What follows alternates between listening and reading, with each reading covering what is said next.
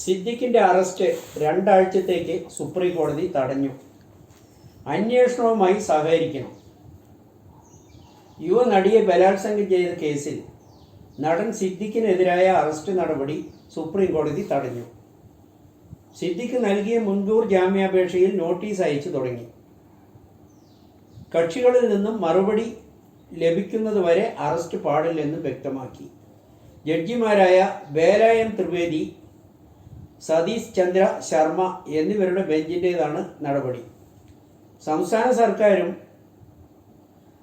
അതിജീവിതയും സിദ്ദിഖിൻ്റെ ആവശ്യത്തെ അതിശക്തമായി എതിർത്തെങ്കിലും ഹർജിയിൽ നോട്ടീസ് അയച്ചുകൊണ്ടാണ് കോടതി അറസ്റ്റ് തടഞ്ഞത്.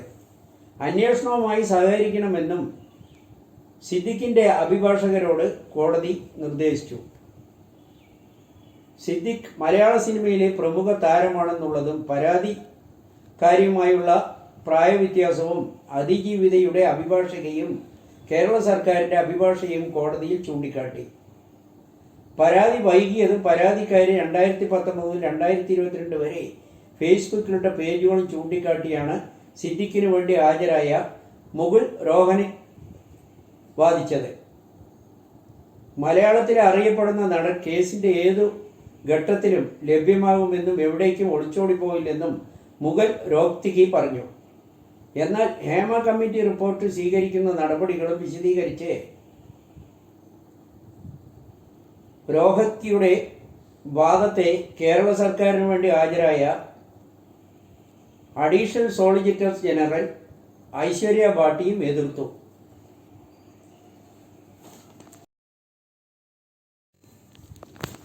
ജനങ്ങൾ വിഡ്ഢികളല്ല, പ്രതികാര നടപടി CPM-ന് തന്നെ തിരിച്ചടിയാകും.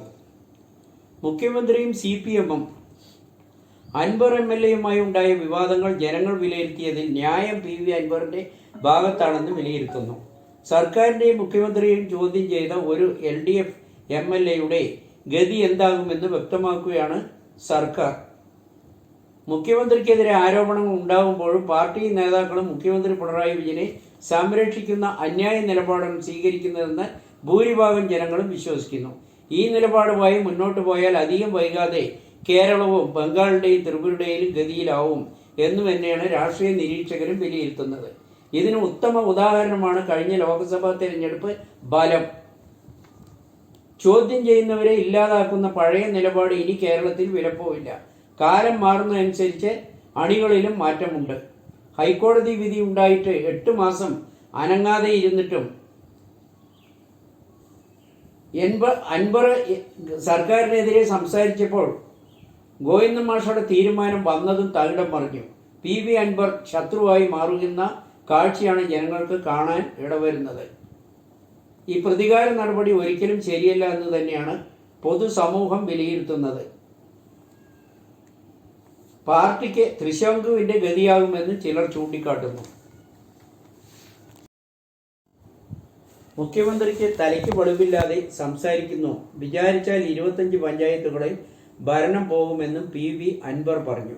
ഞാൻ വിചാരിച്ചാൽ CPM-ന് 25 പഞ്ചായത്തുകളിൽ ഭരണം പോകുമെന്നും തനിക്കെതിരായ കേസുകൾ നിലനിൽക്കില്ലെന്നും വിവാദ നായകൻ PV അൻവർ തൻ്റെ യോഗത്തിൽ ആളുകൂടിയ കാര്യം പൊതുജനം വിലയിരുത്തിയിട്ടെ എന്നും നിയമസഭയിൽ കസേര കിട്ടിയില്ലെങ്കിൽ തറയിലിരിക്കുമെന്നും വാർത്താ സമ്മേളനത്തിൽ അൻവർ പറഞ്ഞു. ഇതൊരു വിപ്ലവമായി മാറുകയാണെന്നാണ് പറഞ്ഞത്. അത് സംഭവിച്ചു കഴിഞ്ഞു. പൊതുയോഗത്തെ ജനം വിലയിരുത്തിയിട്ടെ എന്നും അൻവർ പറഞ്ഞു. രാഷ്ട്രീയ പാർട്ടി രൂപീകരിക്കുന്ന കാര്യത്തെ സംബന്ധിച്ച് സർവേ നടത്തുമെന്നും തന്നെ വർഗീയവാദിയാക്കി ചിത്രീകരിക്കാൻ CPM ശ്രമിക്കുമെന്നും ആരോപിച്ചു. CPM വെല്ലുവിളിച്ചാൽ അത് ഏറ്റെടുക്കാൻ തയ്യാറാണെന്നും തൻ്റെ മെക്കെട്ട് കയറിയാൽ തിരിച്ചു പറയുമെന്നും തൻ്റെ നെഞ്ഞിട്ട് കയറാതെ യുവാക്കളുടെ കാര്യം സർക്കാർ നോക്കണമെന്നും പറഞ്ഞു. നിയമസഭയിലെ കസേരയില്ലെങ്കിൽ നിലത്തിരിക്കാൻ ഞാൻ തയ്യാറാണ്. CPM-നെ വെല്ലുവിളിച്ച മുദ്രാവാക്യത്തിൽ പരാതി നൽകില്ലെന്നും പറഞ്ഞു. P. ശശിക്കെതിരെയും അൻവർ ആഞ്ഞടിച്ചു. സ്വർണ്ണക്കടത്തിൽ മുഖ്യമന്ത്രിക്ക് തലയ്ക്ക് വെളിവില്ലാതെ സംസാരിക്കുകയാണ്. P. ശശിക്ക് സ്വർണ്ണക്കടത്തിൽ പങ്കുണ്ടെന്നും മുഖ്യമന്ത്രിക്ക് തലയ്ക്ക് വെളിവില്ലാതെ സംസാരിക്കുകയാണ്. P. ശശിക്ക് സ്വർണ്ണക്കടത്തിൽ ബന്ധമുണ്ടെന്ന് നേരത്തെ തന്നെ അറിയാമെന്നും ഒരു SP വിചാരിച്ചാൽ മാത്രം അത് നടക്കില്ലെന്നും PV അൻവർ പറഞ്ഞു.